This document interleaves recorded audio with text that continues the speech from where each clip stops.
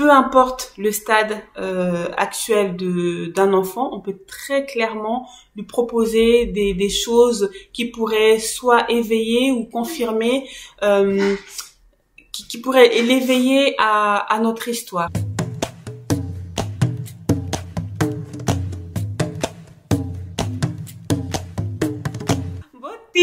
Bienvenue sur la chaîne Niela, j'espère que tu vas bien. Moi ça va, si c'est la première fois que tu passes par ici, sache que sur cette chaîne, je parle d'instruction en famille parce que j'ai une petite fille qui a 4 ans, qui va pas à l'école et que j'accompagne dans ces différents apprentissages. Tu trouveras également ici quelques astuces que je mets en place avec Manaya pour qu'elle puisse prendre la mesure de notre histoire, puisque une fois par mois, je fais un zoom sur une personnalité qui s'est illustrée dans notre histoire et je lui propose plein de petites activités qui permettent vraiment à ma petite fille de rentrer comme ça là dans cette histoire et d'en prendre la mesure à hauteur d'enfant, bien sûr.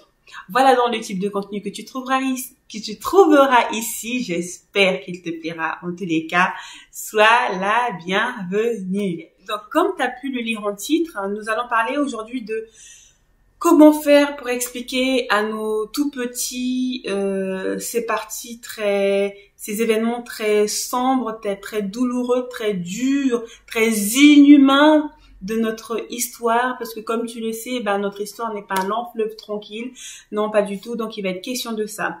Cette thématique m'est venue du groupe Facebook que j'anime avec d'autres depuis peu, qui s'appelle Instruction en famille afro, et comme son nom l'indique, c'est clairement un groupe afrocentré dans lequel on s'échange des astuces pour aider nos enfants à prendre la mesure de qui ils sont véritablement. Voilà.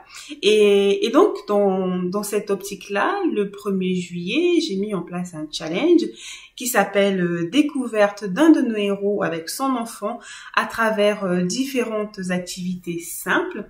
Et parmi les difficultés liées à ce challenge-là, il y a une maman qui a mis en avant 2 difficultés majeures. Alors, la première était celle liée au titre évoqué, et la deuxième était comment se positionner quand pour une même histoire, on peut avoir des versions, ou en tout cas des détails complètement différents. Voilà. Évidemment, dans le groupe, on a eu le temps de brosser un petit peu la question, mais je me suis dit que ce serait intéressant de ramener la discussion par ici également. N'hésitez pas à me dire en commentaire votre positionnement là-dessus pour que nous puissions vraiment étoffer tout ça, étoffer notre réflexion. En tous les cas, moi, je vais vous partager la mienne et encore une fois, en commentaire, je vous attends pour que nous puissions en parler. Je vais parler de comment je gère les incohérences, en fait. Alors, je vais déjà prendre une feuille. Sur cette feuille-là, je vais d'abord écrire l'histoire dans son entièreté de la personne, en tout cas l'effet avéré de cette histoire-là, dans un premier temps. Dans un second temps, je vais marquer les points dissonants, voilà, qui sont sujets à caution, à débattre, etc., etc. Et dans un troisième temps, je vais marquer les incohérences. Mais ce que j'appelle incohérence sera plutôt la réflexion que je me suis faite de cette histoire face aux détails qui varient suivant une personne à une autre. Donc ce sera plutôt ça. Ce sera mon point de vue en fait par rapport à ce que j'aurais lu. Donc, je vais mettre ça d'un côté. Et puis, dans un 4e temps, je vais marquer ce qui, moi, est important, qui me semble important à donner, à transmettre comme information à Naya. Ça va être capital. Ensuite, une fois que j'ai fait tout ça, donc j'ai vraiment mon histoire complète, je vais la lire à Naya, mais en prenant en compte l'ensemble de ces éléments-là. On pourrait prendre par exemple Kimpavita, qui est aussi appelée la mère de la révolution africaine que nous sommes en train d'étudier en ce moment. Je vous ferai un topo quand on aura fini de découvrir son histoire. Mais en prenant son exemple qui a été pointé aussi dans le groupe par une des mamans, parce que il y a des moments où qui sont vraiment discutables, hein, puisque certains disent d'elle qu'elle a eu un enfant, d'autres pas. Et quand j'ai ce genre de choses, je les garde encore une fois et je les présente comme hypothèse à Naya. Je vais lui raconter, exemple, il était une fois, voilà, au royaume Congo, voilà ce qui s'est passé. Cette dame-là, on disait d'elle, certains disaient d'elle ceci, d'autres disaient d'elle cela. Je présente les hypothèses et ensuite je glisse sur quelque chose d'avéré, en fait, pour continuer mon histoire. Ce qui lui permet à elle, Naya, vraiment d'apprendre à s'autonomiser dans la réflexion.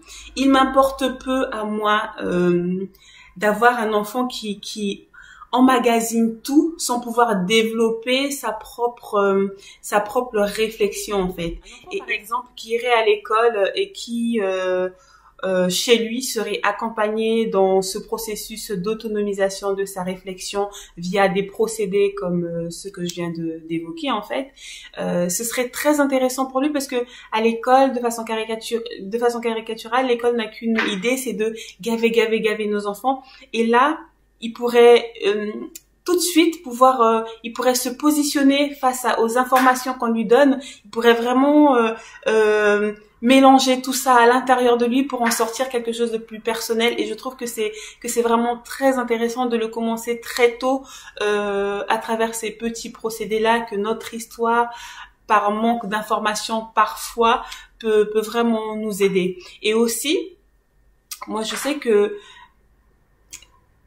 le fait de mettre son enfant à côté de soi en mode partenaire de recherche, on va dire ça comme ça, ça enlève sur mes épaules le poids de la toute-puissance du parent qui sait tout, qui doit vraiment être en mesure de donner toutes les infos possibles et inimaginables à son enfant. Moi vraiment, ça m'enlève ce poids-là et c'est très reposant et ça me permet du coup d'être plus à l'écoute. Je me rends bien compte que, évidemment, cette histoire, à chaque fois, c'est pour Naya que j'ai commencé à m'intéresser à ça, à creuser, à trouver des activités pour elle. Mais à chaque fois, eh ben, c'est d'abord moi, en fait. Je suis la première qui reçoit l'information, qui suis impactée par ça. C'est moi qui fais corps avec cette information, qui digère ce truc avant de lui donner. Donc, moi aussi, je grandis avec elle, grâce à elle, en fait. Et accepter de ne pas être le parent qui sait tout, qui est en mesure de donner toutes les infos possibles à son enfant, c'est aussi accepter de pouvoir grandir avec son enfant. Et parlons maintenant de comment expliquer à nos enfants tous ces événements très durs, très douloureux, très inhumains qui jalonnent notre histoire. Nous, c'est simple, vraiment, on sélectionne, tout simplement. On sélectionne. Nous sommes vraiment persuadés que la charge qui pose sur les épaules des parents est aussi celle de pouvoir proposer des apprentissages à son enfant en fonction de son stade d'évolution actuel, en fait, tout simplement. Et la grosse question est pourquoi tant d'informations, en fait? Quel est l'impératif de montrer à son enfant toutes ces choses si violentes qui ne sont pas en résonance avec son stade d'évolution du moment? Voilà. Et par contre, ce qui nous paraît essentiel, important, c'est de respecter la trame, c'est de respecter le squelette. Tout le reste est vraiment modulable.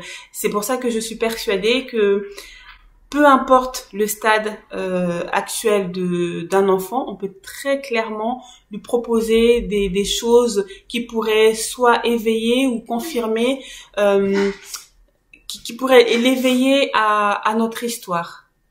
Aussi vrai que pour un bébé, par exemple, nous sommes à même de lui proposer des petites comptines, des petites choses comme ça, généralement eurocentrées. Si on a envie très tôt d'inculquer des choses à son enfant, on peut très bien faire l'inverse. Au lieu de proposer des choses eurocentrées, on peut proposer des choses afrocentrées. On n'a pas besoin que les activités qu'on pourrait faire avec nos enfants soient de type spectaculaire, à frapper les regards. On n'a pas besoin de ça. On a besoin juste d'induire des petites notions ci et là, de semer des petites graines et de les arroser au fur et à mesure qu'ils grandissent.